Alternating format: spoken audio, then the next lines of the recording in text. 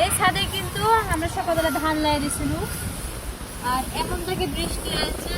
দুটা দিন খরা গেছিল, মানে রোদ লাগছিল, একটু একটু করে মেঘ লাগে দেখে যে ধানগুলো জড়ো করি, অর্ধেক জড়ো করে থুয়ে দিছি। আস্তে আস্তে ধানগুলো মানে এমন পরিস্থিতি হয়ে গেছে, পানি পড়ে গেছে।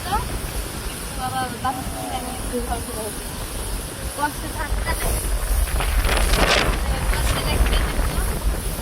আলু হবে ধানটা সিদ্ধ করে চাল বের করবো, কিন্তু হচ্ছে না। আর দেখেন কি পরিমাণ মেঘ লাগাচ্ছে আকাশে, আর বাতাস হচ্ছে দেখুন।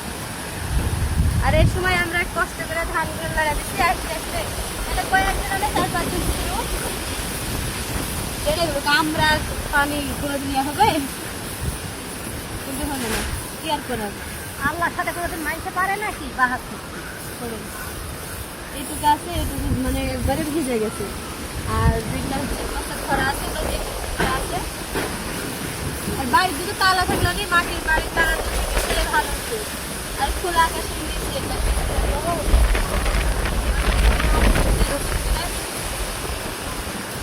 বসে থাকা লাগবে ছাদে, বাড়ির দিকে কাজ করা লাগছে, আবার ধানের দিকে ওষুধ দেওয়া লাগছে।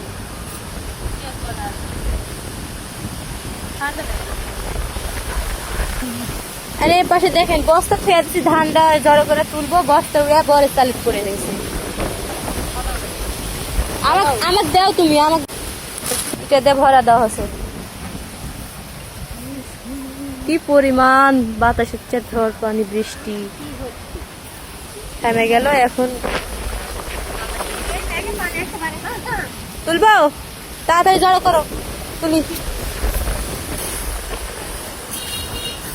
মানে হবে না,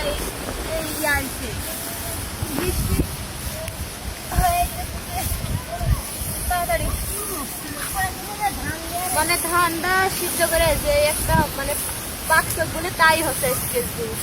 কালকে গোটা দিন কিন্তু রোদ ছিল, আর আজকে মানে সকাল পর্যন্ত রোদ ছিল, কিন্তু একটু আগ থেকে শুরু হচ্ছে মানে আকাশের অবস্থা খারাপ। মানে আজকে আমার ধারণা করে নাই যে আজকে বৃষ্টি আসবে বা মেঘ লাগাবে। কালকে যেহেতু আকাশটা ছুটে গেছে,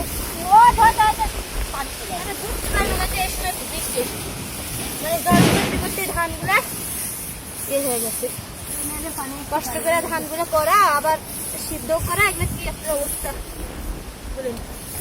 মানে একদিনে নিয়ে এসে একদিনে সিদ্ধ করে, একদিন আবার দাঁড়িয়ে দিচ্ছে, আবার একদিনে আবার পানি ইয়ে হয়ে গেছে। এই ধান এখন 2-3 দিন লাগবে, যেহেতু ভিজে গেছে, বড় হয়ে গেছে।